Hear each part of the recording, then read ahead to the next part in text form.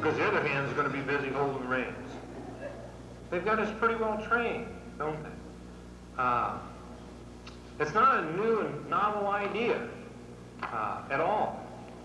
Well, it's kind of new. It's about 2,600 years old. There was a band of warriors 600 years before Christ that rode their horses into battle with no headgear whatsoever, slinging whatever they slung. I don't even know what they fought with, but basically they fought where their lives depended on it. They fought riding their horses directly into battle. What would be the advantage to me if I was on a trail ride? What would be the advantage if I could go out there like this? Number one, I'd have two hands, wouldn't I? I'd have one hand to hold my sandwich and the other to hold my Coke. So, it's not just something that could be fun, it's something that could be practical. If you rope, and you rope as bad as I do, you need at least two hands. Three would help. Be a little better, you know. So basically, it's not something where we're doing it just, I can't believe you said that.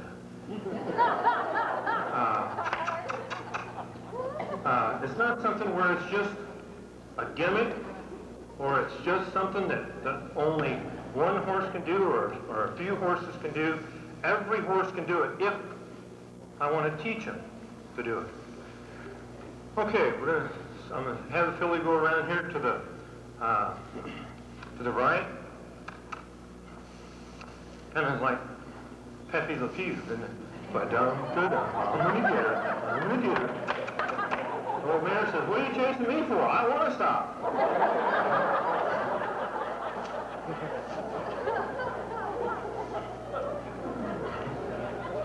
Zip says, this is a little too tempting, fella. Says, I've been away from it a little bit too long. You better be watching out. Well, let's just pick up the speed a little bit, Zip. Just push her a little bit faster. What's nice is at least she's not trying to kick my head off. All right, pick up the speed a little bit more. Okay, let's turn her back and go the other way.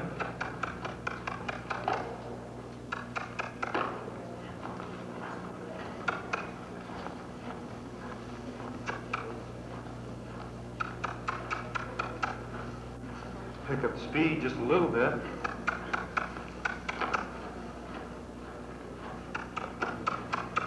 Turn her back and go the other way.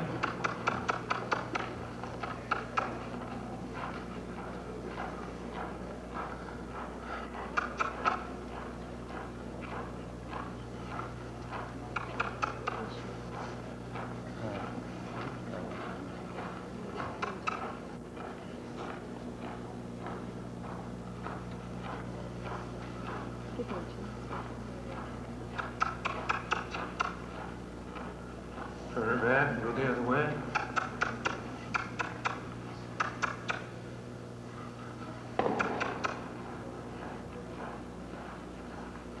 Oh, that was really nice. What I was trying to do was just get it over that saddle.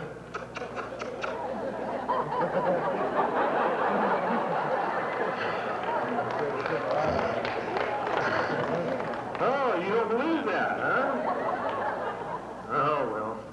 Sip, we lost her. Wait a minute, I'm going to catch her here in just a minute.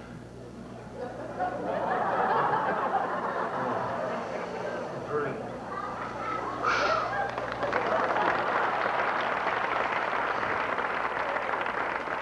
Attaboy. He missed the first one. I caught the second one. Okay. Never send her out here a little bit.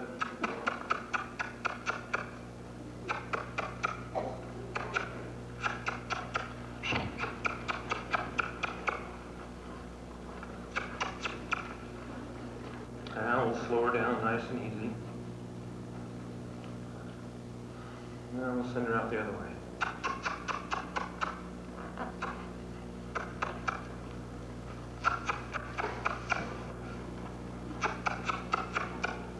Now, just all of a sudden here, we'll just turn and go the opposite direction. Easy. Oh, so we could have a horse that can rope and jerk a steer, can't we? Without a tie down, and without a bit in his mouth. We can also have a horse that if we want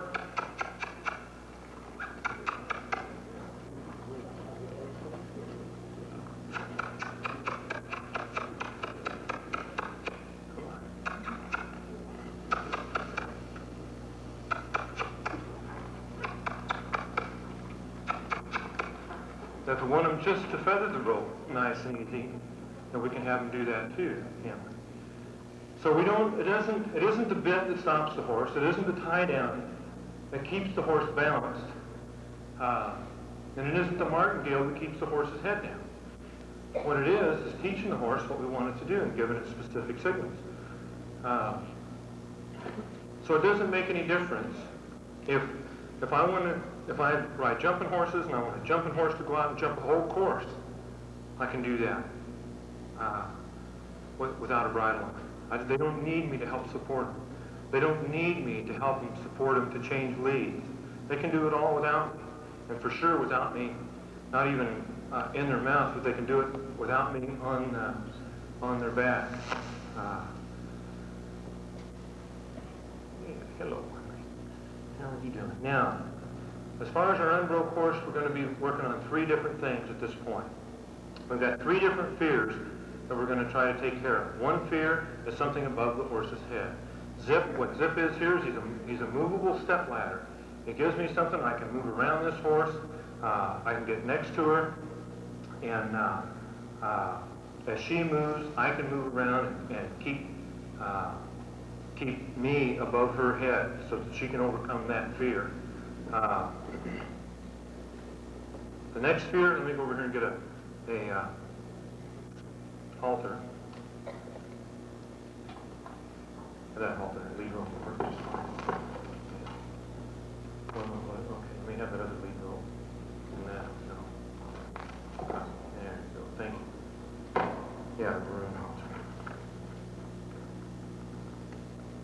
Yes, thank you.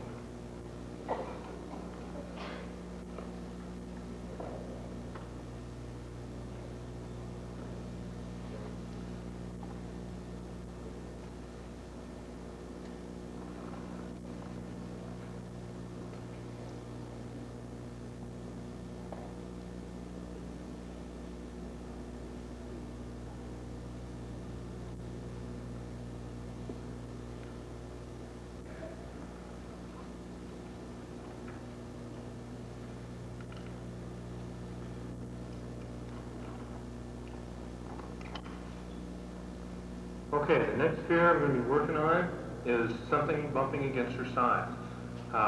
This horse is especially real touchy around her front legs. So what I'm going to do is ride alongside her here, kind of bump her along the side, and she's real hot anyway. So I'll probably end up working on the front for a while, and Zip will work on the back. Come on, Zip. Come on. Keep up. Keep up.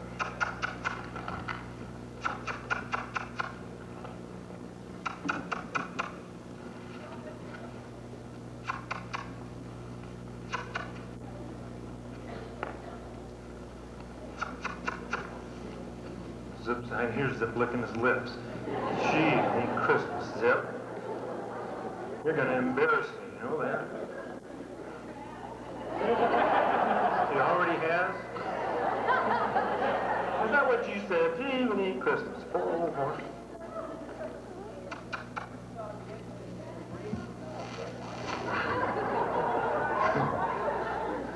I might pick up a little extra pocket change today. I kind of... Whenever I get short, I say, oops, I'm sorry. I couldn't control him. Should be a nice fall you're going to have, though. Come on, Zip. She likes to move. Come on. She's been moving all day real good.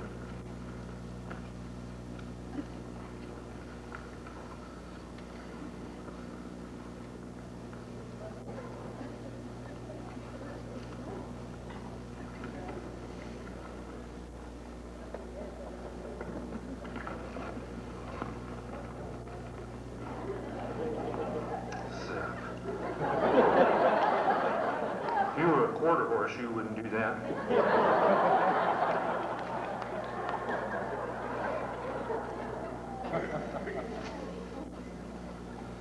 He says if I was an Arabian, I'd already have her bred by now.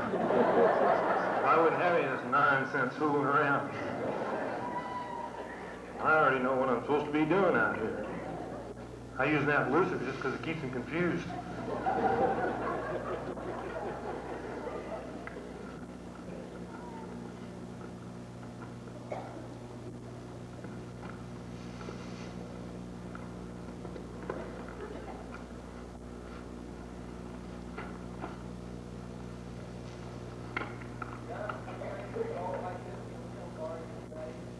Can you borrow him? Well, I don't see why not.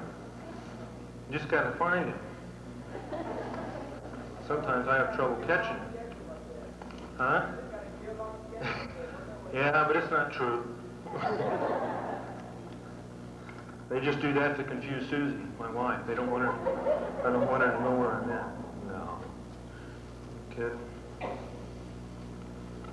Somebody after one of the shows came up on for me. Asked me what I'd sell Zip for.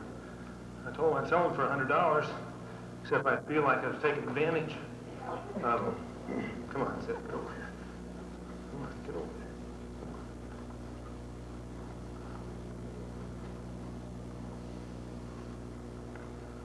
Well, hurry up. She moves real fast. Also, you haven't had a real fast horse before. Now, don't bite him. That's not nice.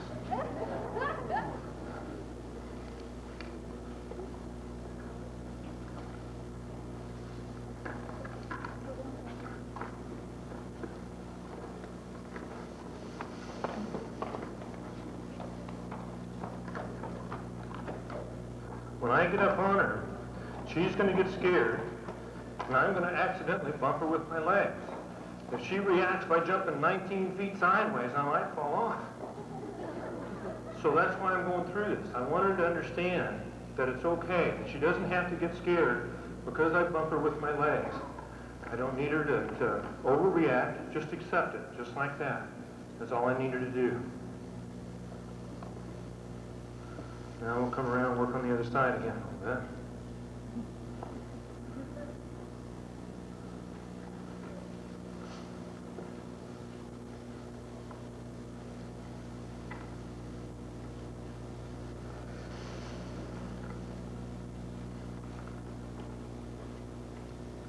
Good for you. Yeah.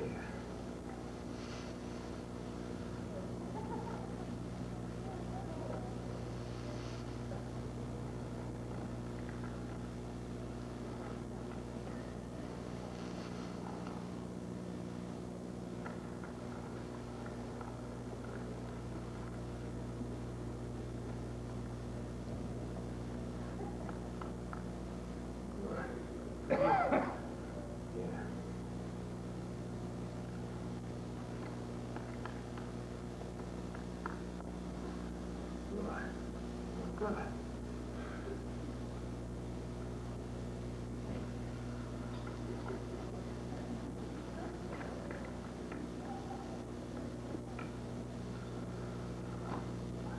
The third thing I'm going to do is pick up the back of the saddle, drop it down on the horse's back.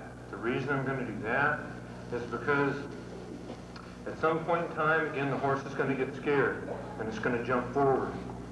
When it does, I'm going to turn the horse around here a bit so you can see what I'm doing. Step over.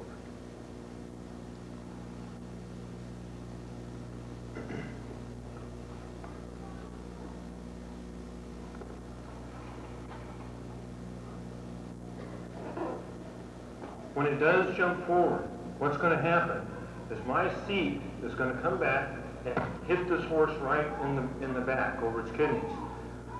If that's the first time it feels that jump or that hit in its back, then what's going to happen is it's going to jump forward again. And I'm already going to be off balance, and all of a sudden, here we go, the wreck's going on.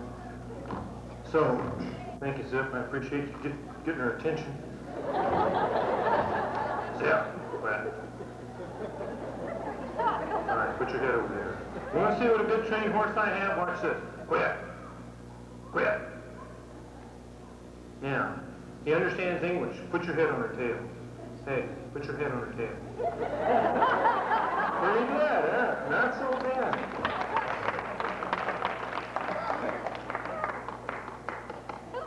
Sip says, how long are you going to leave here?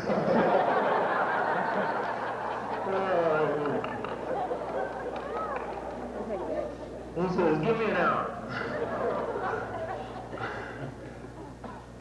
Says, I'm sure I can convince her. Just give me a while.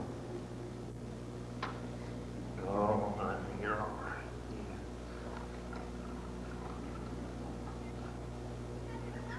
Yeah. Well, I'll talk to this animal then.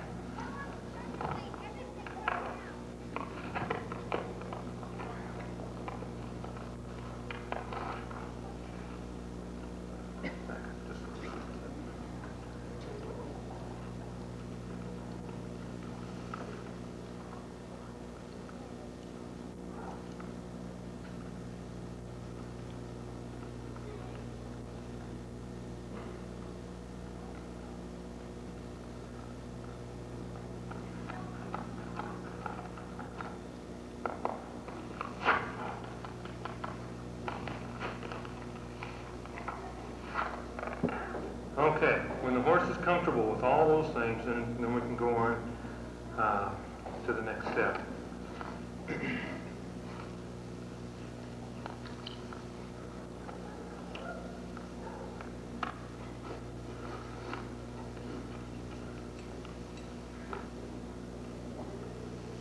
Now, Zip, what I want you to do is to go over there in the other part of the round pen as soon as I get the saddle off. And I want you to go lay down. You got that?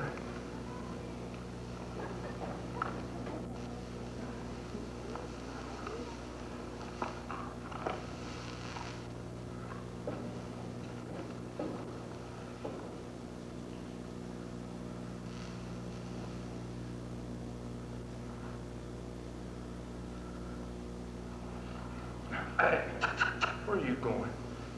You aren't that nice horse. An Appaloosa wouldn't do that. Go ahead.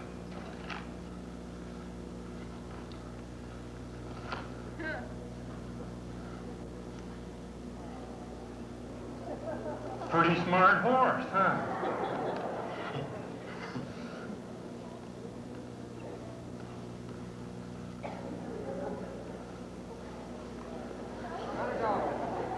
If I know what he's going to do, I might as well go ahead and tell him to do it. It's easier on both of us. That way you don't get mad at him for doing it. Just because I gave him a bath yesterday.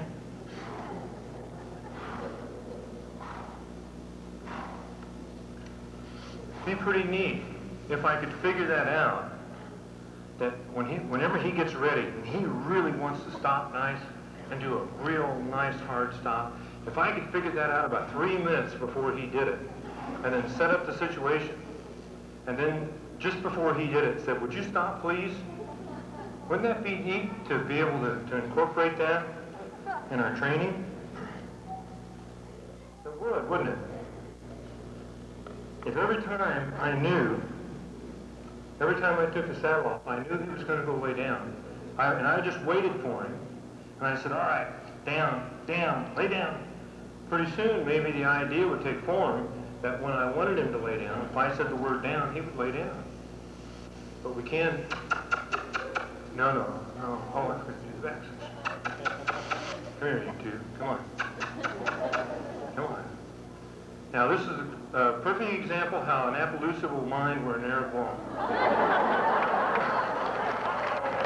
Now, come on, you guys cut that out.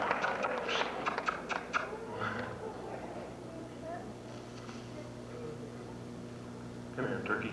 Oh, come on. Come on. I'll get on my knees, please. Quit. Now, come on. Enough of your fooling around. What a cankerous old mule you are. Yeah. Either. Pretty little lady.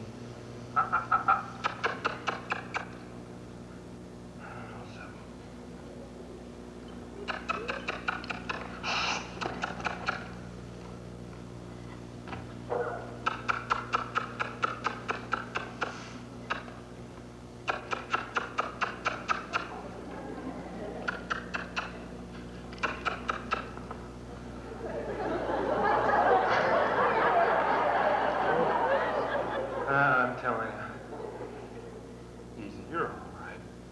You're okay. Good for you. Okay, sit. Get her. Enough of your fooling around now.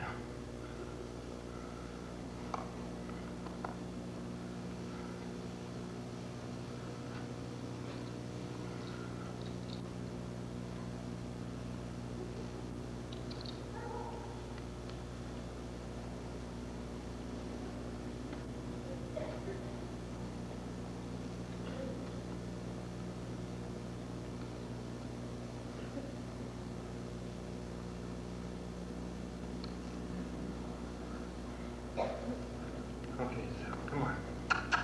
Zip, come here. Zip, come on. Hurry up. Get over here. Come on, hurry up. Gee, Chris, you take all day.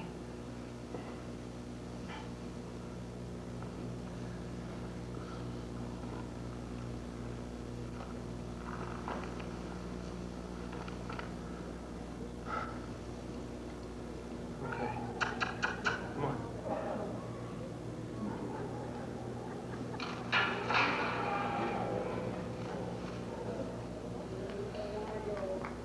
Yeah, pretty good old horse, huh?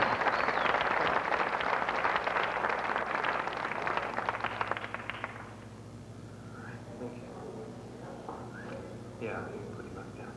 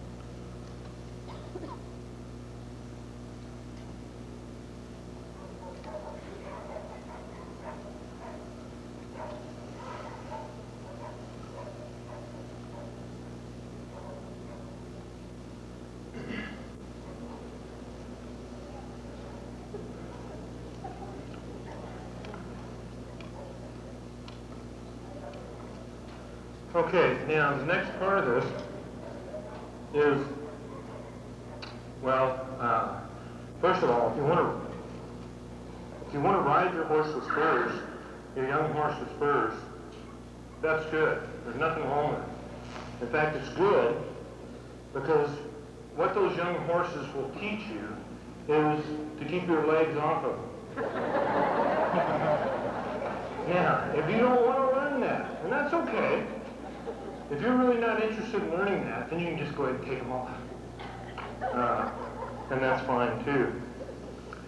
What I'm going to do, I've already moved this horse around a little bit, and she's fine, seems to be fine with the back cinch and saddle, etc. When I change saddles, even if the other saddle would have had a back cinch on it. When I resaddled the horse with this saddle, I would have still gone out and pushed her out a little bit, made sure that she felt real comfortable with this saddle. As far as bridling a horse, putting the bit in the horse's mouth, what I do is what you've seen. I put the bit in and then I just forget about it. What normally happens is the horse does this. They'll start chewing on it, trying to spit it out, and so they'll chew on it for a little while, and then what will happen is they'll quit. They'll quit chewing on it. Sometimes that's within a minute to 20 minutes, but I just don't worry about it. Eventually the horse is going to learn to accept it and be just fine. Then it's going to close its mouth. When I climb up on its back, and I'm going to start doing some things with the bit, it's going to aggravate its mouth, and so it's going to start opening and closing its mouth again. And I understand that, and I expect it. And but as long as I don't keep aggravating the horse's mouth, eventually the mouth will close, and that'll be the end of it. If the horse then again starts chewing the bit, it's because of one of several different reasons, all of which we can solve. Okay, so the next part of this thing is I'm going to take the saddle, I'll just kind of slap on the saddle a little bit. If I take the stirrups and do that with them, I won't drop the stirrups onto the side of the horse, because if I hit the horse should move. At some point in time when I squeeze the horse is supposed to move. So when I'm dropping the stirrups down like that, all that's happening is the leather is hitting the leather underneath here. It's not hitting any part of the horse at all. And I'll do that on both sides.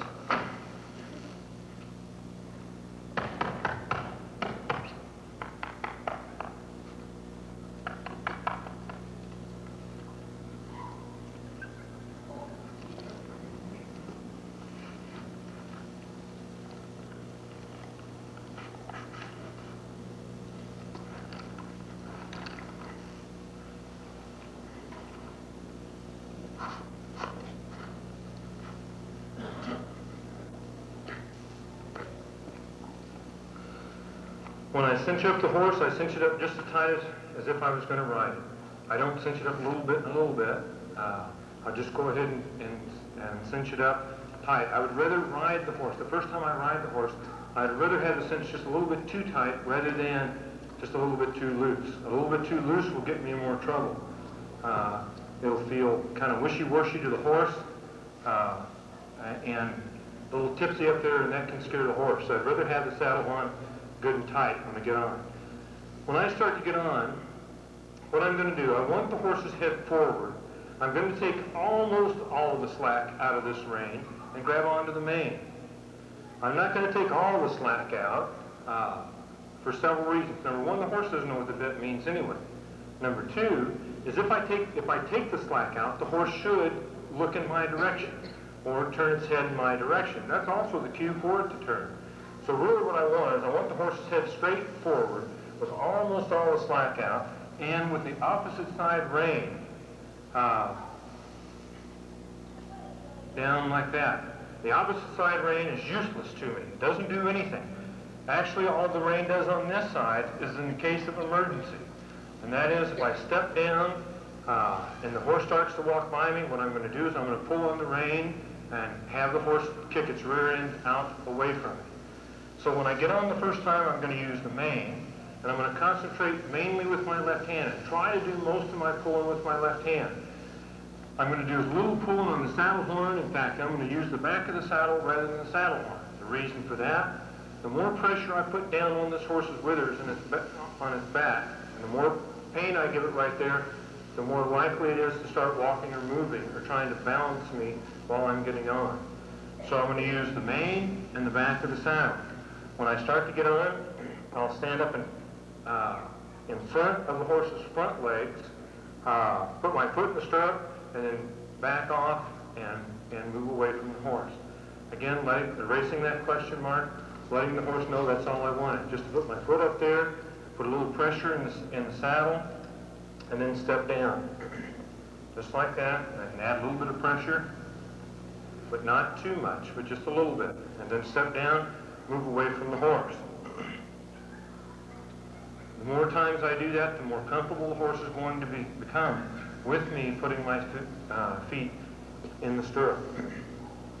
Now, from right here, if I'm going to get on the horse, or if I'm going to start to try to get up on this horse's back, I want to go from here to up on top of the horse as quickly as possible. I see a lot of people start to ease up in there.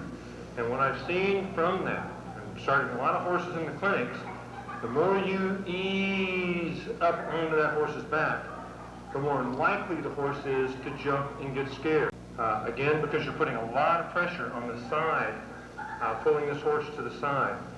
So when I think the horse is ready, then what I want to do is go from here to up here. When I get up here, then I want to take my hand that's on the mane, put it on the saddle horn, and not take it off the saddle horn until I get ready to step down. When I step down, I want to rotate my shoulders toward the front of the horse, step down in front of the horse, and move away from the horse. From starting a lot of unbroke horses, what I found, it's not the big things that keep me from getting hurt. It's all these stupid little things. that keep me from getting hurt. If we've been hurt working around horses, almost always, we already knew better. We already were taking a shortcut, and we said to ourselves, oh, we can do it. It'll be okay.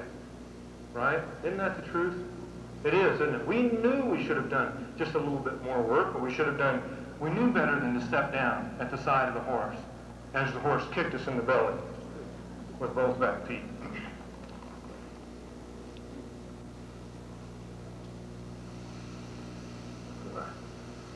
Good feet.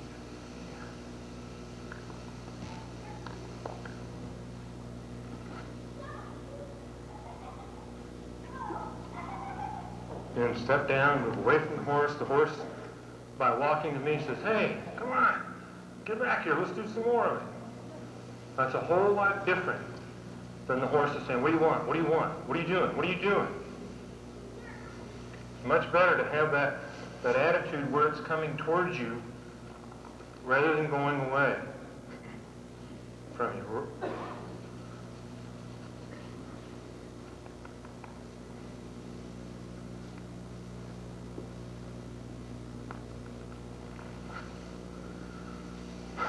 Now, everything today is new to the horse. Well, the first time I threw the rope at the horse says, whoa! Wait a minute, what's this? Nobody ever did this to me before. They knew if they did this to me, I'd run through a fence. All right, boy, nobody ever did that. We got a major reaction to something that was pretty minor. About the 10th new thing, the horse said, whoa, what's this? You know, haven't done this to me before. And about the 15th new thing, the horse said, whoa, what's this? Haven't done this to me before.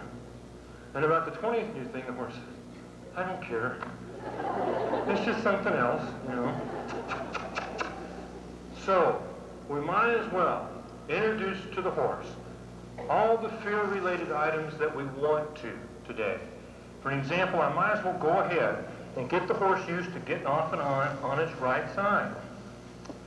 Now, what I have found that seems to be common with all horses, no matter what their age or what their breed is that they're all 2 inches taller on this side. That seems to be a common characteristic.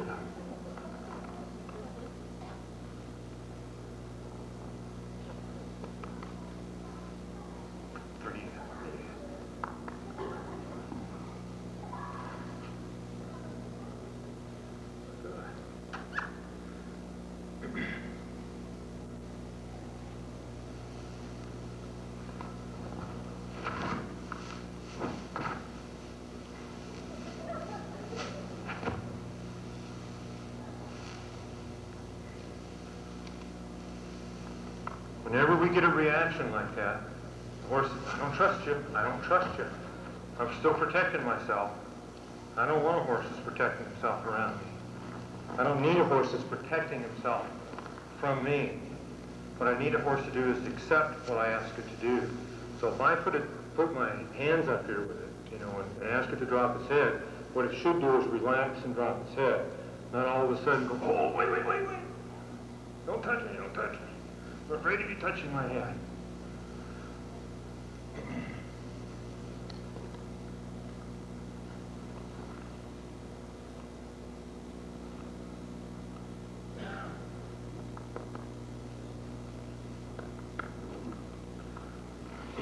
When I've done that enough, and I don't know what enough is where I feel comfortable and I know the horse is comfortable. And I think, okay, I think the horse is going to be okay to get on. Where I need to decide that I'm going to get on this horse's back is not when I'm halfway up. I need to decide it back here on the ground, 20 feet from that horse, and say to myself, it's all right, I'm going to get on. When I get on, I need to get on, not like I'm getting on this unbroke horse and settling down on this eggshell, because I'm not going to do that very long. I'm going to do that 3 or 4 times, and what's going to happen is I'm going to think, I'm going to relax in my own mind and say, okay, it's fine. And I'm going to go up there, and I normally kick him in the rump when I get on, so I kick her in the rump, and all of a sudden she blows up. I need to get on just like I was getting on Zip.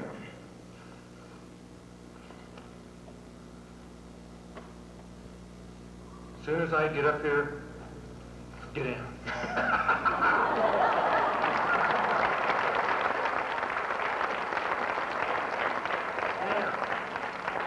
why get down? Let me tell you why. We just finished our first trail ride. It was a nice trail ride. The horse didn't buck me off, didn't spook at one thing. It ended really pretty nice, you know. There's no wrecks, no major wrecks going on. All right, the horse, can you imagine what's going through a horse's mind when you climb up on its back the first time, a place where something's never been before? The horse goes, oh no, oh no. I'm going to have to carry this fat fella around the rest of my life. I'm going to have to eat with him, sleep with him. He's never going to get off my back. That's no wonder they don't, they want to buck me off. That's a normal thing. If I came in and said, all right, I'm going to live with you. Whew. That'd scare you, wouldn't it? So it's the same thing with the horse. The horse doesn't know what the end is. Get off. Not after the wreck, but before. So at least we can tell the horse, listen, that's all I want. The part of training we're at right now is just to tell the horse that it's okay for us to be on its back. Just get up there and sit down. That's all. Is it okay? And tell the horse, that's all we want. That's all we want. Just be able to get up here, sit down, and relax with it.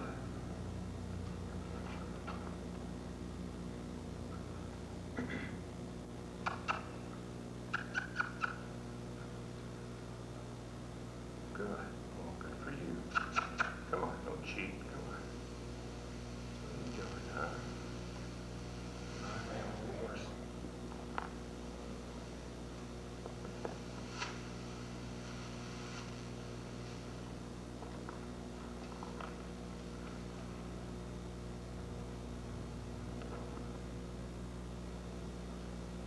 Most wrecks happen, not all wrecks, but most wrecks happen when either you're getting up or you're getting down off the horse, off these unroped horses. So it's real important that we spend a lot of time during this part of the training making sure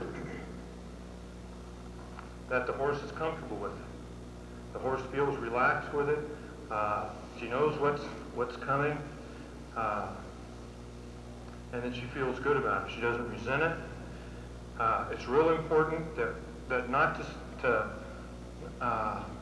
we don't start getting off and hesitate a little bit.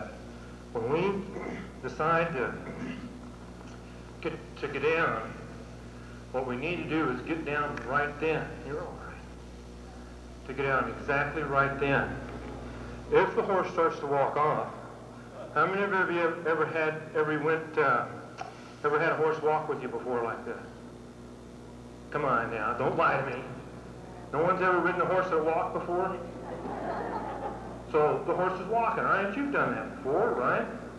If I get scared and I say, oh, stop, then what happens is I get the horse to stop, right?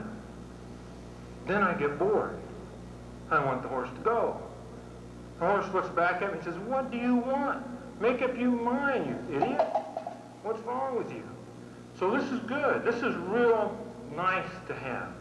Now we've actually got the horse not only to accept us on its back, but the horse is accepting us and walking, carrying us around. So we're actually getting a little benefit right here.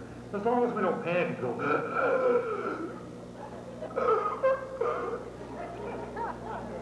just need to relax and recognize if the horse is walking or it's trotting or it's loping. You've already done it before. If it's bucking, it's too late to worry about it. So don't worry about it, So just relax and kind of have a good time with it. If it starts bucking, then we'll start worrying about what to do. But up until then, we might as well just relax. Now, what we have a tendency to do is we get up and down a bunch of times and we're scared. We don't know if the horse is going to buck. And we should be scared. There should be a certain amount of fear because we can lose our lives doing this. It's really not something to play with too much. Or to think, well, it's just a nice little pet like a Schnauzer or like a German Shepherd. Very few German Shepherds or Schnauzers have killed people, where a lot of horses have killed a lot of different people. So we do need to treat it pretty seriously. You know, we don't need to fall off on the ground. Anytime this horse has already told us, if we fall off on the ground, it's going to kick and strike at anything that's down there. It's going to do that. If I fall off underneath this horse is going to kick me to death and strike at me, etc. And it's already told me that it was going to do that when the rope got down there, when it kicked at the rope, and when it struck at the rope. And I'm no different to the horse than that rope. I'm just something that scares me. So I need to treat it somewhat seriously. But what we do is we get up here, and we're afraid the horse is going to buck us off, and so we got our eyes closed. And we're thinking, oh, please don't buck me off. You know, remember all the times I fed you, and I took care of you, and I didn't want to, and it was hot, and I still came out and fed you, and I gave you a bath, and I did all those things. Please don't buck me off. And then what happens is we kind of wake up a little bit, and we realize, I don't think the horse is going to buck. And we kind of look around. Sure enough, we open one eye, and horse isn't bucking.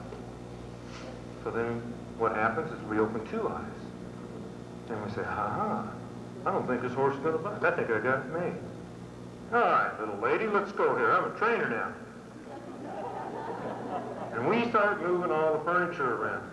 We start asking this horse to do this, and we start asking the horse to do that. The horse gets mad and starts bucking us off. What we need to do is treat him just a little bit more like girls treat guys. They trick them.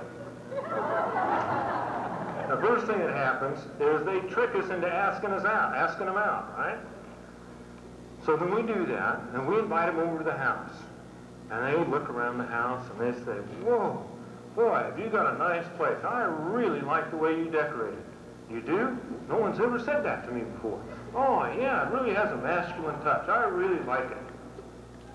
So what do? Well, we fall for it hook, line, and sinker. We ask him out again, you know. And that goes on for about 6 months, then we do something really stupid. We ask him to marry us. Well then, we come home one day about 3 or 4 months after we've been married, and our favorite chair is moved. What did you do with my favorite chair?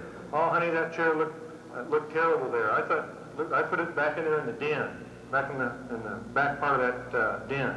But I liked it out here. This is where I watch TV.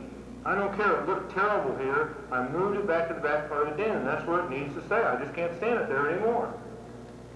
I don't know. I sure liked it right here because I read the paper here and I really liked it. And so then we come home in a couple months, and our couch is gone. What did you do with my couch? Mary Lou was over here today, and she said that couch looked terrible, and I agreed with her, and I just had to get rid of it. You threw away my couch? I sure did. That couch has been in my family for 100 years. Yeah, and it looked like it too. All right? Pretty soon our couch is gone. Then we come home one day, and there's a whole new house full of furniture. Now, what if she would have come home after the first date, or to our place on the first date, and she would have said, boy, this place stinks. I never seen such rot. You have the most terrible taste in furniture I've ever seen. You're an idiot. I can't believe you had all this junk.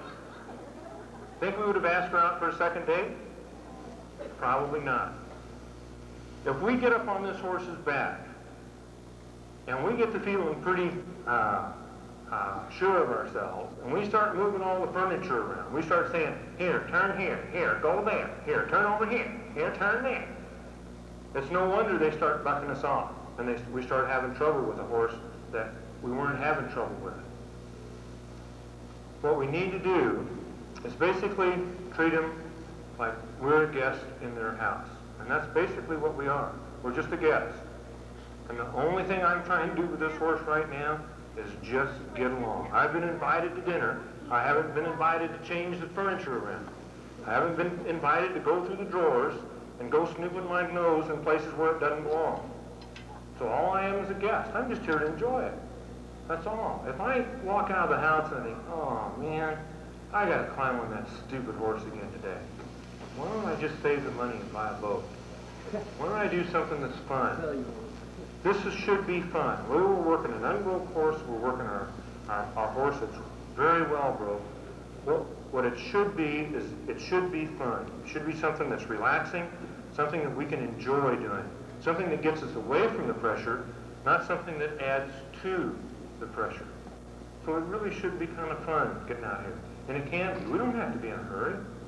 I don't have to be up here and get this horse to walk, or get this horse to turn, or get this horse to do anything. All I need to do is get up here and just get along and tell this horse that she's okay and that I'm not going to hurt her. And that's it. Now, once she seems to be pretty relaxed, with me on her back, again, I'll step down. If I get it, like she stopped right there, and what I was going to start doing was asking her I was going to start, teaching her what the bit means. But I thought, no, just get off of her right here, get off of her. Let her see that when she stands still, you'll get off. Okay? Rather than going right into something else. If I went in right into something else, then I would have missed the opportunity to get up and down on her back again. I would have missed the opportunity to teach her that when she stands still, or she doesn't necessarily have to move just when I get on her back. Okay, the next thing I'm going to teach her is what the bit means. Now, I'm not interested in bending this horse's head around to my knee. In fact, I'm not interested in moving this horse's head whatsoever. What I'm interested in doing is teaching her that when I pick up on the reins and I take the slack out of the reins, in order for her to get my hand out of her mouth, what she needs to do is to move her own head. So I'm not going to move her head at all. What I'm going to do is pick up on the reins. I'm just going to hold pressure there until she relaxes her neck, gives her head towards the direction, not even to the side. She can have her head on the left, over here on her left, and if I picked up the rein a little bit on the right, and she gave her head just a little bit in the right direction, or towards the direction of the right, then I would release her. I'll pick up the rein here to the left. When I pick it up, if she gives her head just a little bit that direction, I'll release her. Remember what she wants. From this point on, the rest of her life, what she wants me to do is to get my hand out of her mouth. That's all she wants. So what I'm going to try to teach her is that whenever I pick up on the reins, if she'll relax her head and give her head to that direction, what I will do, and I will promise to do it every time, that I promise to let go of her mouth.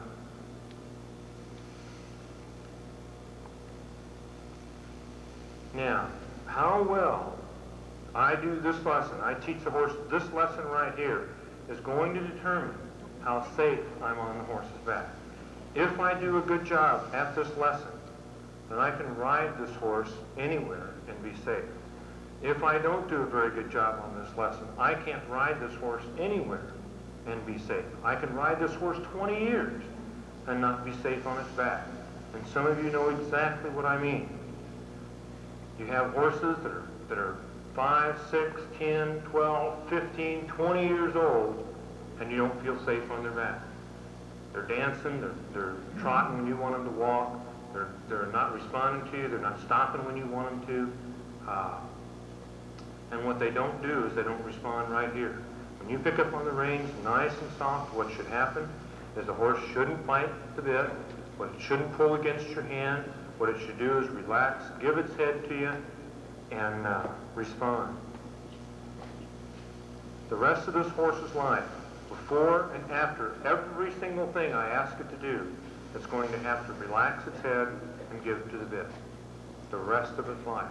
Performance starts right here. It also is going to end right here. When I start out with this unbroke horse, this is where I'll start, is with its head. Eventually I'll be able to get its head and its feet to do what I want it to do. And then it'll go along for a while with its feet doing what I want it to do and its head doing what I want it to do. And then, without me hardly even noticing, what will happen is it'll start pulling just a little bit harder on my hand, pulling just a little bit more. And it won't have that softness in its neck and its head that I had before, but I won't notice it too much because the feet are still doing what I want them to do.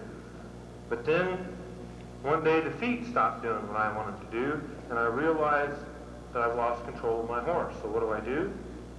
I go get another bit. horse has gotten used to this bit, so I need another bit to get it to stop. One that's a little bit more severe. I need a quick stop. I need a super duper stopper that hugs the nose, it's a gag bit. It's got a bar for a curb chain rather than a chin strap. But by golly, and it's a gag bit, and I can stretch its lips to its ears. But by golly, I can get it stopped because this horse this bit comes with a guarantee. And you can read it. Go into the tack store. You try to find that bit that comes with a guarantee. It says this bit has been taught to stop at the factory. So when you go to use it on the horse, it will stop the horse. There isn't such a bit, is there? So what I need to do is I need to teach this horse what the bit means. I need to teach it that whenever I pick up on the reins, what's going to happen is she's going to drop her head, relax to it, and give to that bit. No matter what's going on, no matter what is going on in the rest of the world, I am not, if I pick up that rein and I take all the slack out of that rein, nothing else is going to happen that matters to this horse. It's going to make me let go of that rein until that horse relaxes his head and gives to that bit. I'm not going to pull it around. I'm not going to reach down here and do this. All that teaches the horse is that I'm stronger than she is when she's relaxed and she's not afraid. And that's not going to work when she becomes afraid. So what I need to teach her to do is whenever I pick up on that rein, what she's to do is just to relax and give to that bit.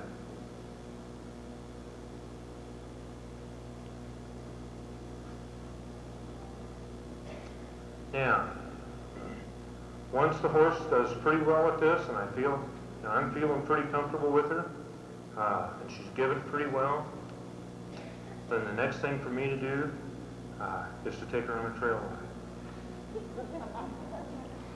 You don't believe me, do you? But it's the truth. Now let's say I want to get, this horse really is nice horse because she wants to walk. Let's say I want to get her to stop. How can I get her to stop? How did I get her to stop when I was on the ground?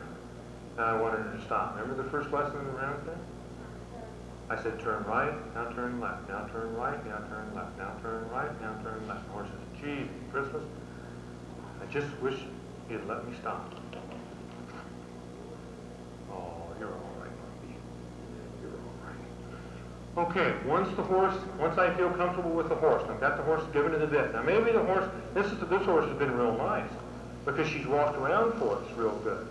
But what if, and it's really not important that she does walk or that she doesn't walk. I really don't care as long as I get her to give to the bit real well on both sides.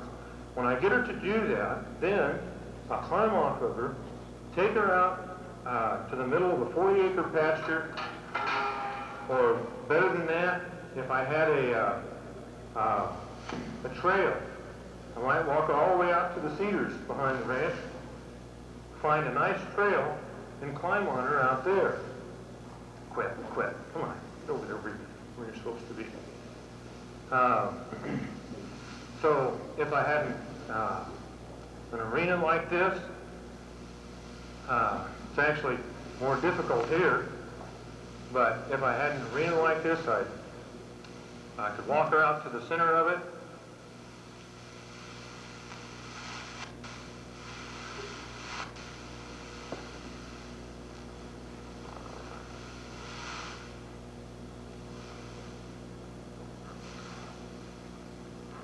climb on and go for a ride. It's not important to me where she goes. I'm not really interested in that. When I'm trying to teach her, this part of the lesson is that it's just okay to walk and carry me around. That's all I'm trying to teach her. If wherever she moves, that's fine. Wherever she wants to go, that's fine. It's not important to me. If I put her out there on that trail, she's going to walk up or down the trail. She's going to go somewhere. So all I need to do is just relax and let her go.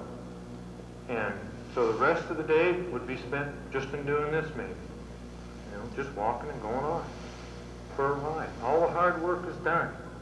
Now it's the fun time.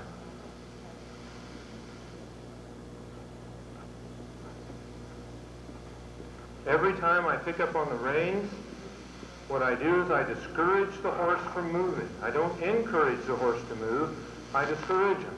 So I don't want to pick up on those reins too much, unless I think I can pick up on him and not discourage her from moving too much.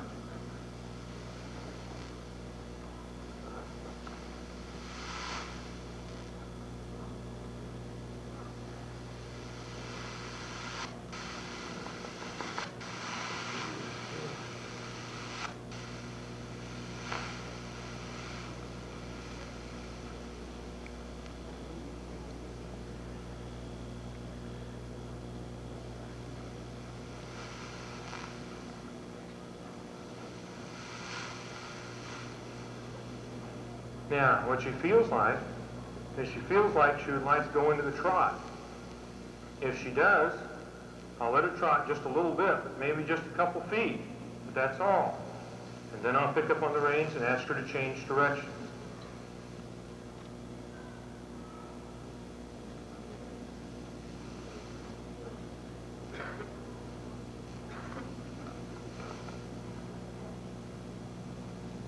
My legs aren't doing anything other than trying to stay off of her.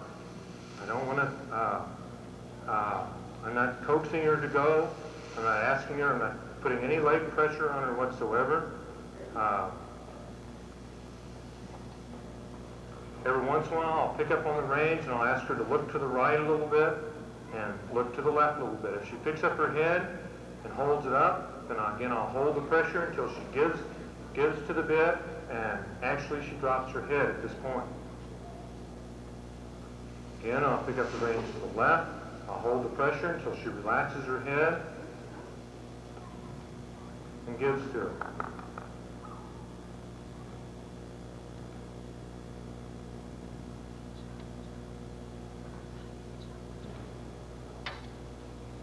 It's pretty easy, isn't it? It's not so hard. We just need to relax a little bit with them, give them the best chance we can, to teach them that we're not going to get in a fight with them. We're not going to hurt them. We're not going to get in a fight with them. Pretty boring, huh? Well, that's the way I like it. I like it nice and boring. Boring.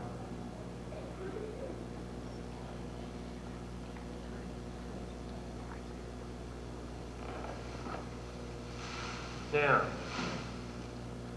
I know you're saying, a lot of you are saying you're nuts.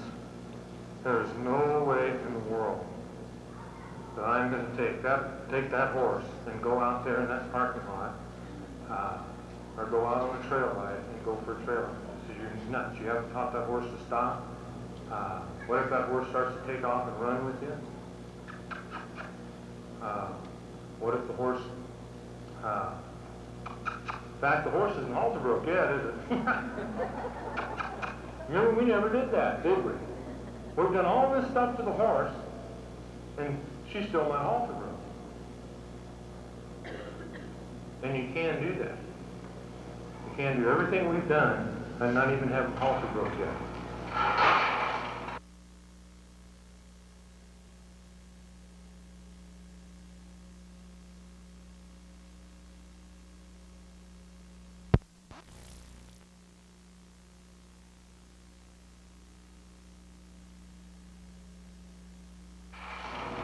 Now, as I said, I know that there's some people who are saying you're nuts. There's no way I'm going to take this horse out on a trail ride because you haven't taught it to stop. What if the horse gets spooked and takes off? What if the horse, what if a dog jumps out and scares the horse? What are you going to do? You know, because we don't have a stop on this horse, or do we? I don't know. Can I ask you to come down for a minute? You're in the blue shirt right there with the hat. Come on in. Now, up to now, you can come on in. Up to now, I have shown you exactly what I do. I don't do anything any different than what I've already shown you. I don't go home and I'm not holding back anything. I'm not I don't change. How you doing? Let me get a rope over here. Now, from here on out, it's real important to me that you understand that I don't do this. What I'm going to show you, I do not do. Worse than that, I really think that anybody that does it is just asking to get hurt. You're just asking to get a horse bucking and throwing a fit and get into a wreck. So, what I'm going to do now, I do not do. And I think anybody that does it is nuts. What I'm going to ask you to do, you're going to help me, all right, a little bit. What I'm going to ask you to do is I'm going to pick a direction, and I want you just as easy as you can to get this horse to move in that direction, okay? We're going to start out to the left, and what I want you to do is come behind the horse a little bit, and I'll help you, and just get the horse to move off like that, okay? That's all I want you to do, and we'll kind of build from that. We'll go to the left, I'll turn the horse back and forth, and I'll work on all the change of directions. When I get ready to go to the right, I'll tell you, okay? Don't throw the rope and hit the horse unless I tell you to.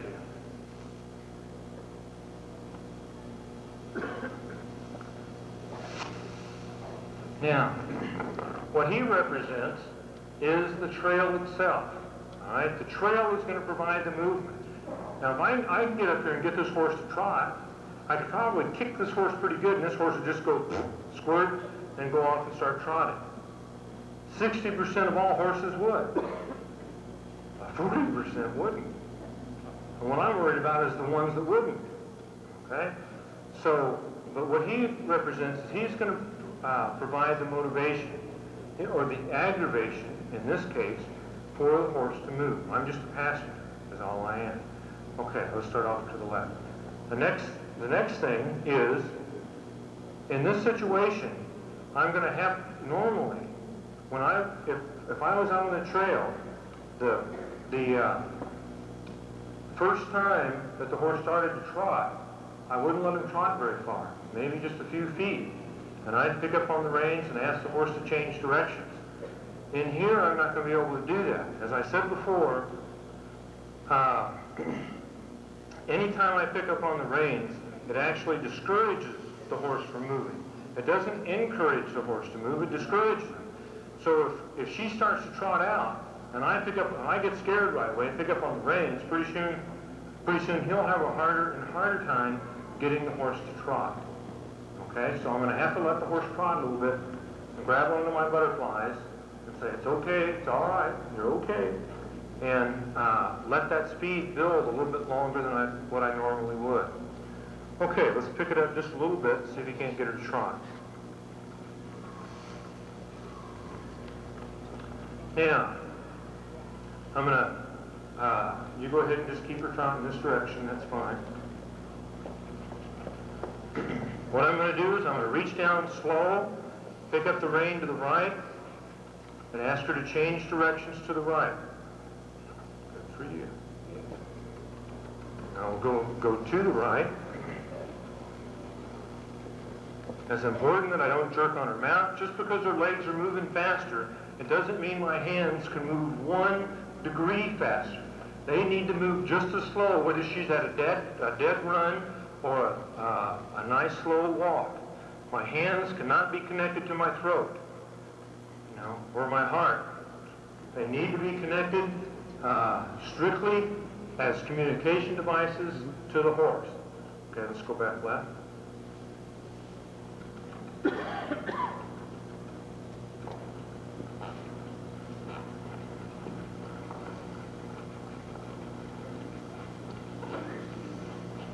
Pick up the rein slow to the right.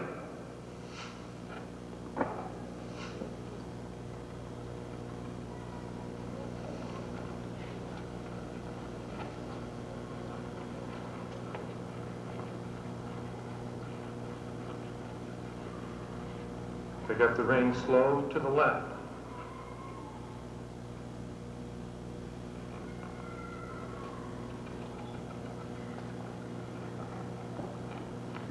Okay. Okay, see if you can't pick up the speed just a little bit.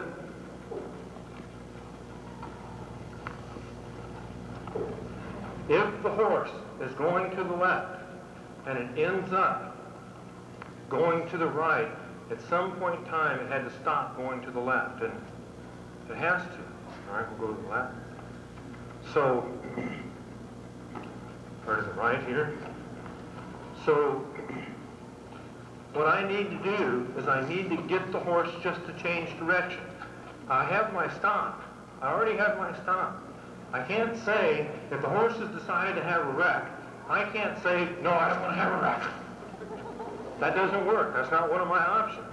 But if I can change directions, at least maybe I can choose where we're going to have the wreck. All right? So what I'll do, I'll say, okay, we're going to have a wreck. Let's have it over there. Okay, pick up the speed.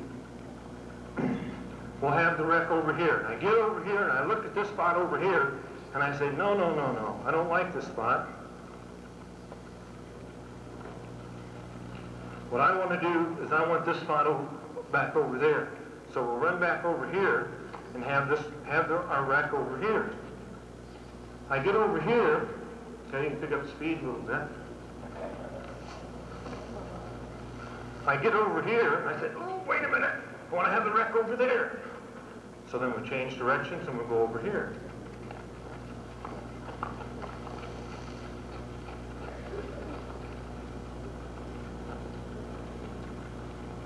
You can go ahead and pick up the speed a little bit. Yeah. I don't think he can run any faster. Come on, a little bit more. Hustle, hustle, come on, you can get her. Come on. Say at least 6 feet, 6 inches behind her now. Don't ever assume that she won't kick you. So I do have a way to get her to stop, don't I? I do have enough control on it that if she takes off in this direction, as long as the fence isn't too close and I don't have to make a snap decision, I can wait a little bit, right? The most dangerous thing in this arena to me is this fence and then that brick wall, that solid wall. That's the most dangerous thing. If that solid wall, if this solid wall were down there where that solid wall is and the horse is going that direction, I would have a little bit longer to make a decision on what I can do, right? So the walls actually are a hindrance to me. If there wasn't a wall before I hit Galveston, or a fence before I hit Galveston, I got a long time to decide what I'm going to do, right? I just need to know I don't need to be in a hurry. But the more I can find the horse, the more of a hurry I need to be in, because that fence is coming up, and I better make a decision on what's going on. But if I've taught the horse to give to the bit, then I can get the horse to change directions. If I can get the horse to change directions, I can decide where we're going to have the wreck. If I can decide where we're going to have the wreck, and I keep changing my mind, then maybe the horse will decide not to have a wreck because it's too much trouble. See? Okay, now what if the horse spooks at something? All right? What? We have a tarp. I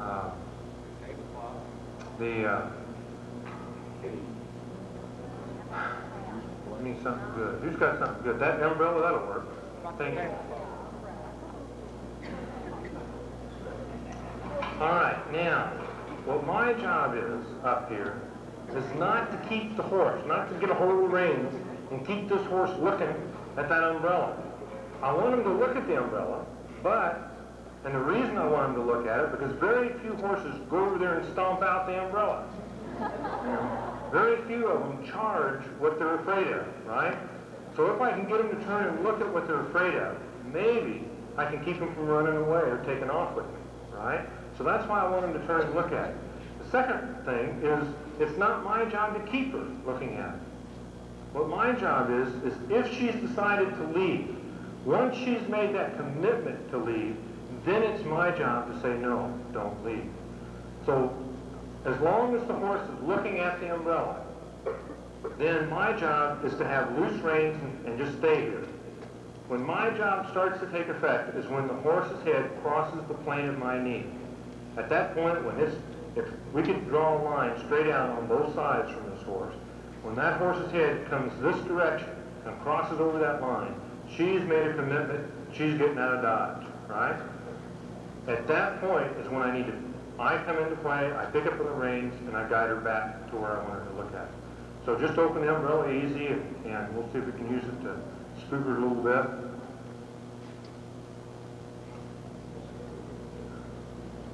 Wave it, I don't know, do something. Open it and close it. Horse doesn't know where to look. Looking back, didn't he? What am I supposed to do? It's a pretty good old horse. I come at her and kind of open it and close it a little bit. That's good. Good. That's it. You can do anything you want to her, but you can't touch her with it, all right?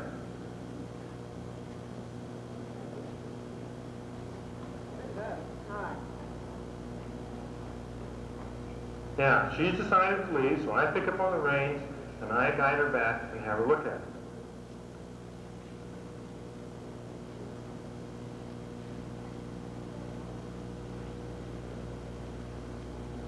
All right, open and close it a little bit.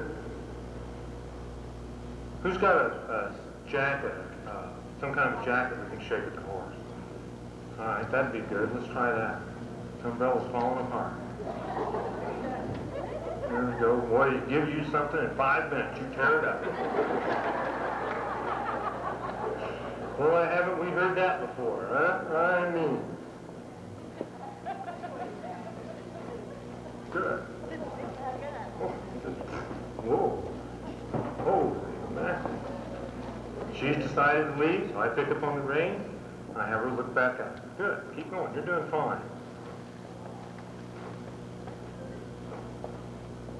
She's going to decide to leave to the right.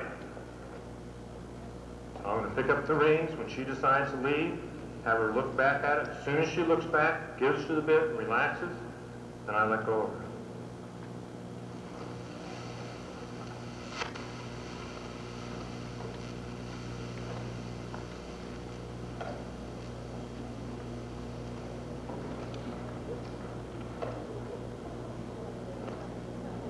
Now remember, the last time this horse got scared, she just panicked and ran right through a fence. That's what we're dealing with. Just can't give a kid a complicated toy. I mean.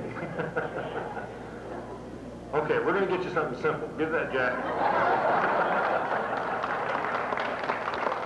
You see, cowboys are made to work horses. They're not made to think. You know, we're not out here supposed to be thinking, are we? My golly, that's why we work with horses.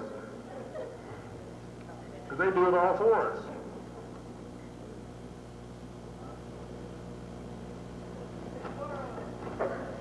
Good. Well, that's it. You're doing fine.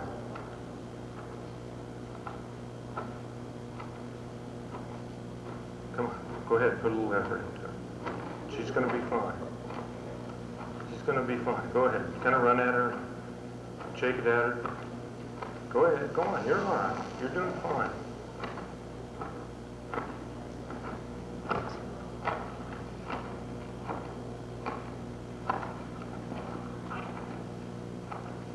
You're doing fine. Come on. Go ahead. Get after her.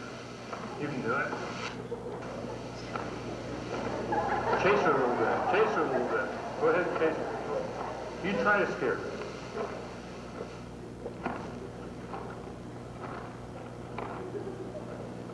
Don't you let him scare you.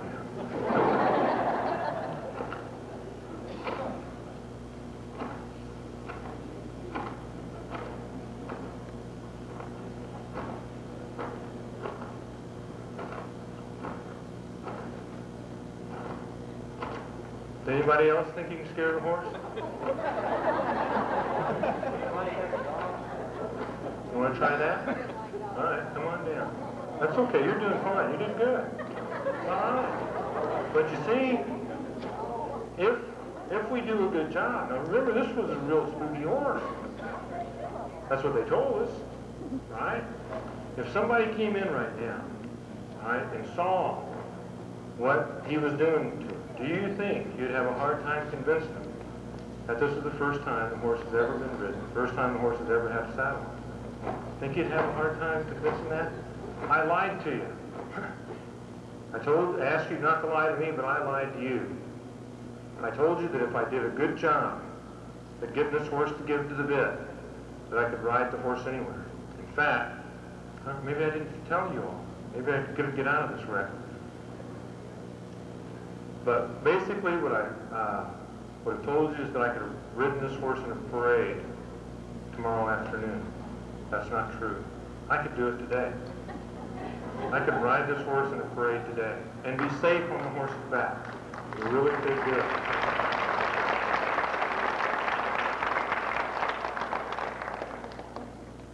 Go ahead, run at the horse. Just do anything. Get anywhere you want. Do anything you can to scare this horse.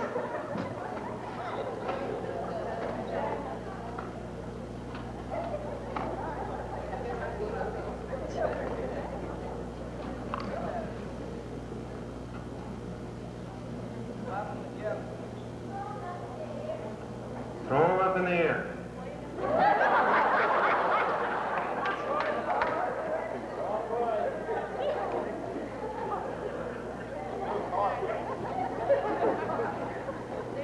Get around behind the horse. Scare her from behind.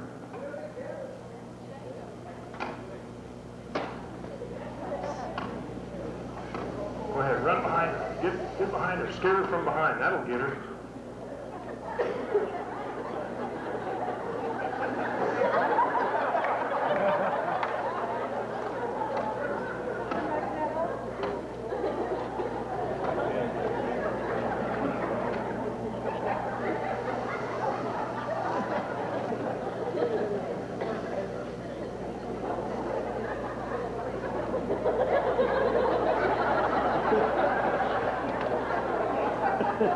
Now, just because she's ringing,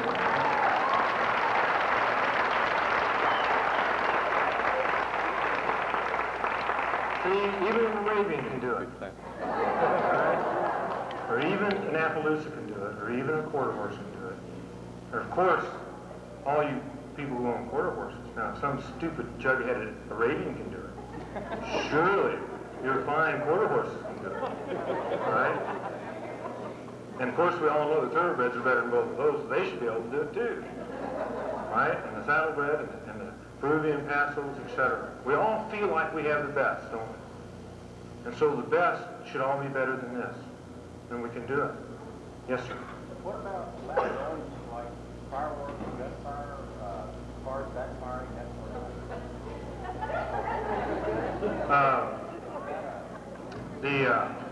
What about more than one? You got one person in there in a parade. Wouldn't make any difference. I'd have control on the horse. You see, the horse, why didn't the wreck, when he started to scare the horse, why did the horse keep calming down rather than getting more excited and more excited and more excited? That's when we would have had a problem. Why did the horse keep calming down? Why did it keep becoming more relaxed rather than more excited? Well, because I cheated. I lied to you. I told you that I was just teaching the horse to give to the bit. That's not true. I was teaching the horse two things. I was teaching the horse to give to the bit, sure enough, and that's where I started. But then right after I kind of got into that, I started teaching the horse that I not only wanted it to give to the bit, but I wanted her to drop her head at the same time before I was going to release her mouth. So then what happened was, when come on, get over here where you're supposed to be. You won't get in trouble. Come on. What's the matter? Get over here. So I'm not moving anywhere. Nobody. Good. Good for you. So then what I taught her to do was, when I picked up on the bit, to give to the bit and drop your head. Have you ever seen a horse that is just higher than a kite with its head in this position? That's just excited, I mean beyond all belief, with its head in this position. You don't see it, do you? The horse can't be excited and drop its head. The two just don't go together. So if I could teach the horse a specific cue, remember I said the third part of the horse, 1/3 of the horse was the emotional part of the horse, and I needed to be able to give my horse a specific cue that says, relax. And the horse can't do it in 5 minutes. It's got to relax right now. Go to sleep. Relax. Well, when it started to get excited, it started putting its head up, I'd pick up on the rein. Pretty soon what happened, the horse started dropping its head. When it dropped its head and looked at the tarp, what it found out is, hey, I can relax and look at the tarp. Then that's why at the very last, I didn't have to touch the reins at all. Because the horse already knew it could relax, drop its head, and look at the tarp. So it wouldn't make any difference if it was firecrackers, if you were running at me with a gun, it wouldn't make any difference. I would still have control of my horse. It can't be your fault that I fall off my horse. It can't be your fault that you open up the umbrella, or you took a flash picture of the horse, or you did something to scare my horse. Where does the responsibility have to end? It has to end right here. I've got to be responsible for my own horse. There shouldn't be anything that you could do, no matter what it is, no matter what mistake you accidentally did, no matter what you did, no matter what your dog did, to get me bucked off my horse. And the reason is because I can't depend on you. I can't depend on you to save my life. I need to depend on somebody I can count on, and that's me. So that's why it becomes so important that we control our own horse. And we don't say, that person caused me to get bucked off. I went to a clinic out in California not too long ago at a very respected university. And they've been working these horses 6 months. And before the show even started, the trainer came on and said, listen, don't clap. You'll scare these horses. And we just started them this year. They've only been ridden about 6 months. And they might spook and hurt somebody. And I thought, what are they doing here? You know, it shouldn't ever get to that where I have to worry about what you're doing. I need to be able to control what I'm doing. Okay, we'll start in on the questions. Yes, ma'am. I broke my horse with your manufacturer. Okay, would you stand up, please? Okay. If you're going to say something good. Hurry. You know, Mark Twain said at one time, he said, you know, when you're complimenting me, you just can't say enough. You know, when you're not complimenting me, you've already said too much. So, stand, if you're going to say something nice, remember what your mom taught you. No, I'm okay. Go ahead. What? Okay. After about my fourth symposium, I felt like I could take this on, and I broke my pole this way. The problem I had with him getting on him the first time was he would not move at all. Okay. So I was stuck. I mean, he knew nothing about what legs meant or what a bit meant. So I waited him that. Now, it Great. took What about did- 30 minutes, and eventually he walked off. You mean he sat down? No, he just sat. I sat on his back and waited. So eventually he sat down. Remember the lesson today? Remember, everybody sat down. Not everybody. There was a couple people who didn't. But eventually, all of them would have, wouldn't they? So you waited. What you did is you picked up the horse's head and asked him to give to the right or to the left, right? And you sat there and you waited. And you waited, and you waited, and you waited, and you waited, until finally he did take a step off. So you found, whatever you did, you got the result that you wanted. You got the horse to step off. Now we know that movement really isn't a problem. Remember we talked about, I said that there'll be some times, you know, we have to be willing to stick that stick of dynamite underneath that horse's tail. But before we do that, you know, we better try to make it as easy as we can for the horse. And I said, would it be easier for the horse to move in the stall, or in the pen, or the arena, in the arena, or outside? Some horses we get real lucky with, like today. I got real lucky with this horse because it was real nice. It wanted to move. Generally, after I get started, after we work them in the round pen, they come just like your horse. It's like, I'm seeing the other side of this pen. I don't need it. I don't need to go over there. There's nothing I need to see over there. And they don't want to move. And if we start aggravating them, if we start moving the furniture around, we start kicking them or squeezing them or pulling on their mouth a little bit more, and we get to feeling like we're trainers, there's going to be a certain percentage of them that buck us off. So what I think, or more important than what I think, what your horse said to you is that you did the right thing. By sitting there, waiting it out, and enjoying it, eventually the horse is going to walk. And all you need to do is just keep working on giving you the bit, right and left, right and left. Now you could You could have gotten off the horse and walked out in the arena, right? Or you could have gotten off the horse and walked it out into the middle of a trail somewhere, or you could have gotten off the horse and walked it out in the middle of I-10 out here. Guaranteed the horse is going to move somewhere, right? But, so sometimes what looks like it, that's why I take the horse out. I don't do it to make some kind of a statement that I'm a better rider than somebody else, and I'm better because I can get the horse out quicker. I don't do it for that reason. I do it because I know if I put the horse in a situation on a trail, and I go out and walk it out on that trail, and I put it there, and I climb on its back, it's going to want to do what I need it to do to teach it the next lesson. The next lesson is that it's okay to walk and carry me around when I'm on its back. Rather than staying in here for 30 minutes and doing what you did, which is okay, because the end result came out right, didn't it? Then you should have never been out there. And so you did the right thing. But for me personally, what I found is I can go out there and I can feel comfortable doing that. And that's where I should be, if I feel comfortable. That doesn't make me a better rider or a better trainer than you because I get the horse out there quicker. All it means is that I feel comfortable out there and you feel comfortable in here. Neither one is better. It just fits our individual situation. Pardon me? You bet. Maybe it didn't take you longer even. I don't know how long my horse would even stood out there that horse would have stood out there on the trail.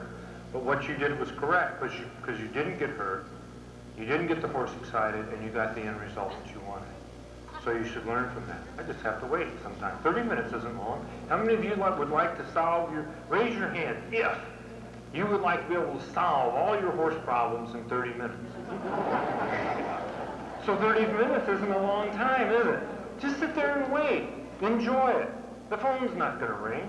There's no phones on the saddle horn yet. They're coming close. Yes, sir. All right. Oh. Ann McGraw. Ann, you've just given me a free use of your credit card for 30 days. Should we make a drawing on this credit card?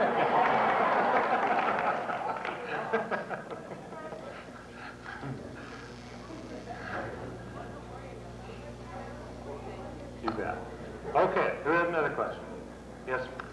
Uh-oh, I'm in trouble. You are in trouble. You were discussing this morning the barrel horse that did not want to come in the arena, coming in on a time like this. Right. What you did a while ago is the cue that we need to calm this horse down, right? Right. If the horse is on his hind legs and where's he got his head? It's up in the ear, right? So if I can teach the horse a specific cue to drop his head, then he's got to get it, and he does what I tell him to do, which is to drop his head, then he's got to get his feet on the ground, right? That's the first thing. That's the way I accomplish that. Then the next thing is if he's got his head right here, up a little bit, and I ask him to drop his head, then the next thing he has to do is he has to relax. So now I've got a specific cue, not a hopeful cue, not patting him on the back, not circling him, and not doing those kind of things. But I've got a specific cue that guarantees me, if he follows the cue, he's got to relax. He's got to. Because we just don't ever see a horse that's excited with his head down. We just don't see it. Yes, Mary? In that same horse, though, let's say that it's been running a long time, it's a very, very rough horse. Rather than go in the round pen and do all that, go ahead and get on like you Oh, normally. yeah, I wouldn't go in the round pen. I wouldn't go in the round pen. Still putting the cue on. Right? Put you on horse back. Well, sure, I have to be on, if I'm communicating with the reins, then I need to be on his back, right? I'm not going to be chasing that barrel racing horse around and around. And people get the impression that I spend a lot of time working horses in round pens. I don't. That horse today, and I didn't do a good job, but I didn't, and you'll see tomorrow. You'll see tomorrow that I didn't, and I'll show you why I didn't tomorrow but I already know what the way this horse is going to behave tomorrow. All right, I didn't do a good enough job today with it, but If I did a good job today with it, then what should happen tomorrow? When I come in to saddle this horse and I bring the horse from the stall, put it in the pen, take the halter off, and go to saddle it, what should happen is the horse should maybe make a half a trip at the most around the round pen. The horse should turn in and face me. I should be able to walk up to it, start brushing it all over, put the rope all over it, put the saddle on, and go right on. That's what should happen. What should happen is I should never, ever, ever again in this horse's life ever have to chase it around a round pen. So really, I only use a round pen maybe 1 or 2 days in a horse's life, in an entire life. The only reason I chased a horse and did the work in the round pen with this horse is so that I could feel like that I could get up on the horse's back reasonably safe with the horse, where I had the horse's attitude and I had the horse listening. Once I can get up on his back, then that's where I'm going to do all my training from. So, like your barrel racing horse, 90% of all my training is done out in the open. It's done out in the whether it's a barrel horse or a jumping horse or anything else. All my training, or 90% of it, is done out in the open. How many of you have nice arenas like this at home? Not too many of us. I don't either. You know, I don't even have an arena. What I have is 2 round pens. That's it. One's 40 foot and it's inside, one's 60 foot and it's outside. Complicated. How did I get my horse to respond and listen to me around the mare like that? I just taught my horse to respond. It's so simple that we just kind of pass over it, you know, but it is. That's all it is. If I give him the cue to back up and he doesn't back up, I don't need to beat his head off. All I need to do is keep working on giving him the cue to back up until every single time I give it to him, he backs up. What if 2 people, what if you were going to introduce him and I, right? Okay, and I did that. You see, that's automatic, isn't it? It's automatic. What he did, as soon as I stuck my hand out, what did he do with his hand? He stuck it out, didn't he? How would you feel if somebody was going to introduce you to somebody and you stuck your hand out and they went like this with their hand? They stuck their hand in their pocket. Boy, wouldn't that aggravate you a little bit? Would me, just kind of make my whole back kind of run out, you know. I'd get real mad about it. I'd be insulted about it. Basically, our cues to our horses need to be that automatic. That's an automatic response, isn't it? I stick my hand out, you stick your hand out. It's just automatic. We don't even think about it. And that's what I need my horse to do when I give him that cue. I don't need him to think about anything else. All I need to think about is that cue. I just have turn right, turn left. Well, I have a couple more. I have back up. I have move your hindquarters to the left, move your front end to the left, move both your front end, your front end and your hind end to the left. Bring your nose to the right, bring your nose to the left. Pick up the right lead, pick up the left lead, back up, or walk, trot, canter, rear up, lay down, and I can use any of those cues in combination. But once I teach him those cues, then if I ask him, like for example, when I wanted the mare on the right side, all right, and I was trying to bump her along on her right side, or her left side, I guess, then what I was using was the 4th spot back on my horse's side. The 4th spot means leave your front end right here, but move your rear end around, like that. Move just your rear end around. So as the mare moved away from me, I could keep her front end here, but I could keep my horse moving in to her side. But if I taught him just a side pass, and all I had him to do was to move over like this, pretty soon he'd just be pushing the mare down, wouldn't he? He'd be pushing the front end or the back end of her, wherever he just happened to be pushing. But because I got this specific, and I said, all right, this cue right here means just to move your rear end. When I put that cue on him, he didn't think about breathing the mare, he was thinking about moving his rear end, right? That's what he was thinking about. So that's how I taught him to do it. That's how I taught him. It's that easy. Yes? Will you cover lunging? Lunging? Will you not cover that tomorrow? Yes, well, I'll cover a little bit of it right now. I'll cover it tomorrow. I'll teach that horse to lunge, all right? That horse doesn't know how to lunge, right? So I'll teach that horse to lunge tomorrow, all right? Once you see it, you'll say, nah, can't be that easy. You can't do that. You know, how many of you ever chased horses trying to teach them to lunge? You get one person on the lunge line. I always had to be the runner. I don't know how it always worked out that way, but they always got to the rope first, you know. I don't know, but I always had to be the runner. But we don't have to run them at all. We can make it pretty easy. Yes, sir. If you got a green broke horse and you weren't pleased with the way you were getting the talking about it, if you take into this round and do what you did today, kind of reinforce attitude and Can I climb on its back? Can I climb on this green broke horse's back? Then I solve, those are riding problems. So I solve riding problems from a riding position. I solve groundwork problems from a ground position. If there's things out here that you see that you would like this horse to do, if it doesn't stand real still for you when you put the saddle on, then we do know a way. We can teach it to stand still.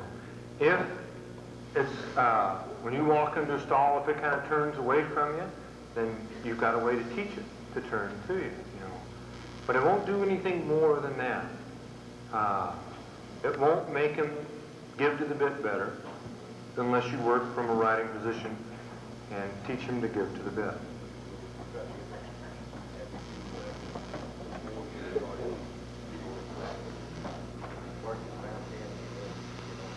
If I thought that I could get on the horse's back without it bucking me off, then that's where I would start. But if I thought that if I climbed on that horse's back, that I had a chance of getting bucked off, then I would not climb on the horse's back, and I'd work on his attitude first. All right? But if I thought, I'm lazy, you know, just like you and just like that horse, I'm lazy. If I don't have to chase this horse around and feel like I did today, then I don't do it. You know, I try to get on and go riding. I enjoy, like what I did this afternoon with the horse. That's what I enjoy. I enjoy going for trail rides and having a good time. I hate this stupid groundwork. You know, with a passion. Mary can tell you. You know, she's seen me do it to a bunch of horses. There's a bunch of people here that came to clinics at one time or another. They know how I felt at the end of the clinic. And I've chased enough horses around and around Penn. I only do it so that I can be safe. Yes, ma'am.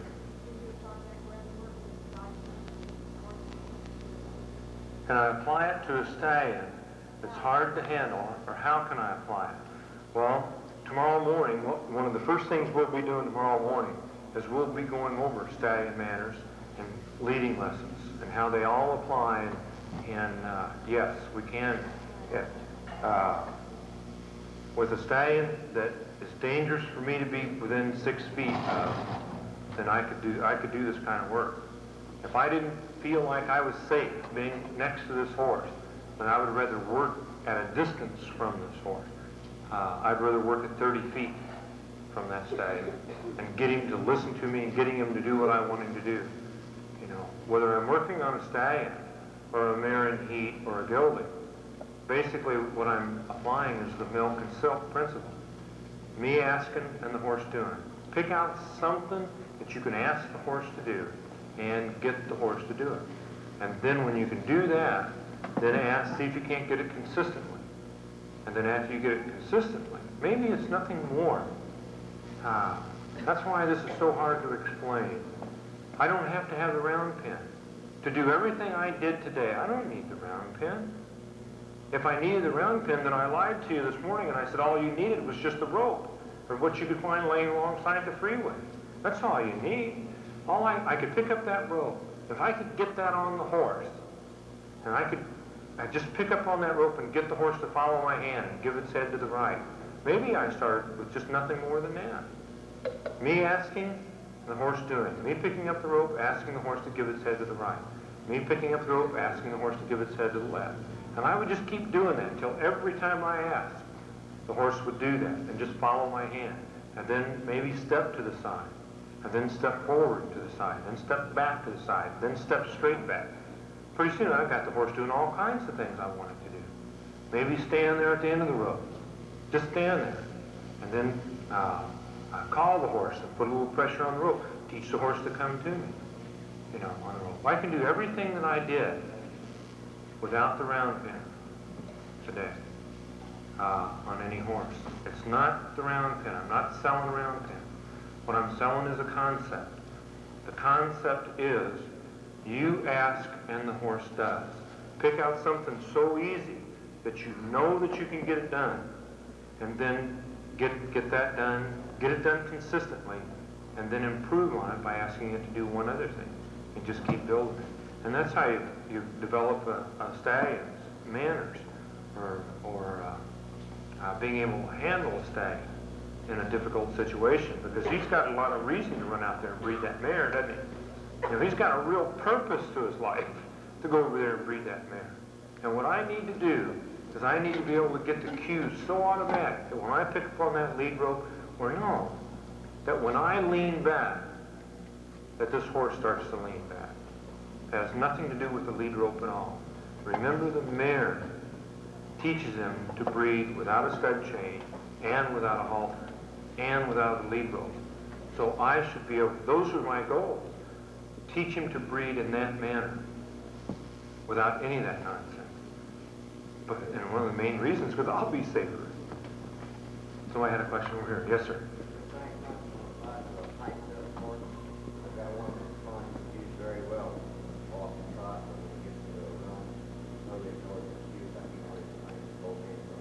Okay, so he doesn't give to the bit, right? Doesn't make any difference, you know. Don't color the situation, all right? See, that's where we get distracted. We're saying that this situation, he doesn't respond. What you're seeing is, you're seeing it when it gets so out of control that his feet are running away, and that's when you're choosing to recognize it. If you look at this horse close enough, when he's at the walk, you'll find out that he's doing the same thing. You just didn't see it. It's just building. And you're not seeing it until it becomes a full-fledged wreck. But he's not giving to the bit at the walk or the trot. He neck reining. There's a difference between neck reining, and there's a difference between neck reining and giving to the bit. There's a major difference. A horse can neck rein real well and run away with it. You know, you can go to a roping and watch that all the time. You know, horses can take off roping. You can see a lot of rope horses run into the end of the fence at the other end of the arena, running as hard as they can into a hackamore with a tie down on it. So and they can neck rein just fine. They just can't stop. Well, I guess they stop. Stop when they hit the fence, you know, or something else, or a semi. But basically, so what you need to recognize is start at the walk. Get this horse. Put a snaffle bit back in the horse's mouth. Start right here. You know, as far as climbing on the horse's back and getting the horse to give. Automatic. You'll find that when you put that snaffle bit on, you'll say, that giant Lyons is out of his ever-loving mind. There's no way in the world I can get this horse to stop. You know, but you just stay with it and keep working on that horse, getting it so that when you start to reach down, not when you actually touch the rein, but when you start to reach down, what happens is that horse just drops his head and comes back to you. When you get that point, then go up to the walk and get the same thing at the walk, and then go to the trot. And then when you get at the trot, then go up to the canter. And you'll find that you'll still have control of the canter by doing that. And I'm not being facetious, but the horse is already running away with you at the walk. You're just not seeing it. But if you look close enough, you'll see it. Yes, ma'am.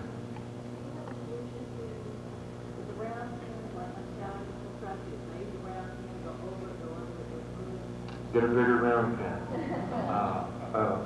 Because I don't want it. I don't want the horse to run through a fence. I don't want the horse to be bumping up against it, and I don't want the horse to be running over it. It only takes me one day, as you saw today, to really get that horse to understand all it has to do is turn it and face me. So if I had a round pin like this, and had your horse in a round pin like this, and I thought maybe this horse was going to go over the fence, then maybe I'd back off, and I'd try to figure out who had a round pin that was 8 foot high and solid. and then start the horse in there, because it doesn't do me any good to work a hurt horse, or work a horse for a while and have it run through the fence and get his legs all cut up or messed up. So maybe there's always, you don't even have to spend any money doing it. You know, a lot of times you can just borrow it for a couple hours. And then you can go through the process, get the horse to understand it's to turn and face you, and then you can go back to a regular round pen if you want, and get the horse to do it. So that's what I do. I do things, try to not get my horse hurt. Yes, ma'am.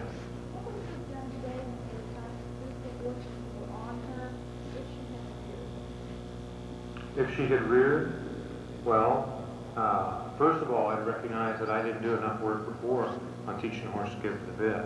Because today, even the horse, there was a time there that the horse's head started coming up. You know, now, it started coming up because he was taking those pillows or whatever, and he was starting to slap it up in the horse's face. Well, the horse isn't going to put its head down, you know, in that situation. But I needed to change something. If things aren't getting better, they're getting worse. So that horse's head started coming up, and then the next step is if it comes up high enough, pretty soon the front feet are going to come with it. So what I did is I had to make a decision while I was on that horse today. And what I did when he started scaring it, even though the horse was looking at the pillows and stuff and throwing its head up, I started picking up on the reins and asking the horse to drop its head, which it did. So it was already rearing. Same as what I just said to you. I just, you know, I started recognizing it sooner. The horse was already starting to rear.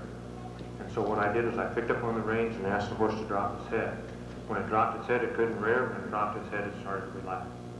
Basically, what I had been doing with one horse, I saw him under control, like sitting out of the round pen into the arena, and then from the arena back out on the 50 acres of dirt trail cutting and so forth.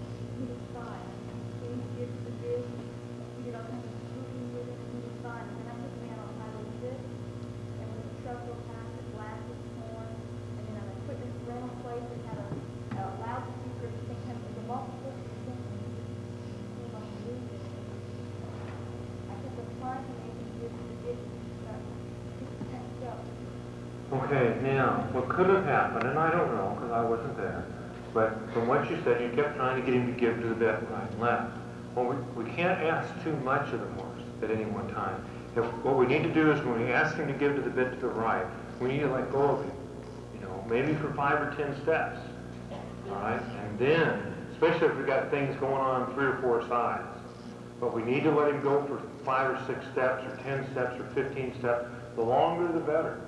And then ask him to give the bit the second way. You know, if you ask him to give to the bit to the right first, then ask him to give to the bit and turn back to the left.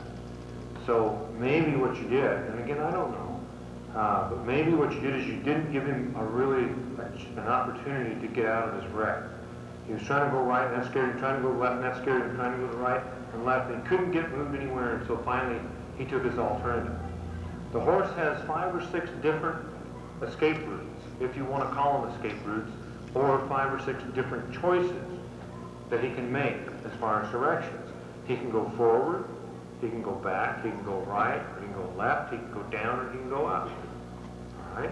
So now I've got to figure out how to cut off each one of those directions and open up one of those directions for him. If I cut off, what happened was maybe you cut off right and left, and he didn't feel like going back, and he didn't think about going forward, so his next alternative was up, and he just took that one. So maybe what you did is you asked too much at that particular time. Maybe you said, listen, you know, I can see a problem developing here. I need to get this horse, to let this horse move a little bit. When the semi blasted its horn again, I just try to keep my horse facing the semi until it's out of sight. You know, as it comes from this direction, I have it turn and face it, and as it goes by and honks its horn, I have it turn and face it, and the horse might suck back, you know, or start to shy off to the left if the truck is coming from the right. It might start to shy off, and I'll just pick it up and have it look back to the right, but immediately release the rein. When the semi is out of sight and the horn's going off, or not the semi and the horn, but something else is distracting the horse, then maybe I'll ask the horse to give to the right, and we'll start moving away from that area. rather than trying to stay there.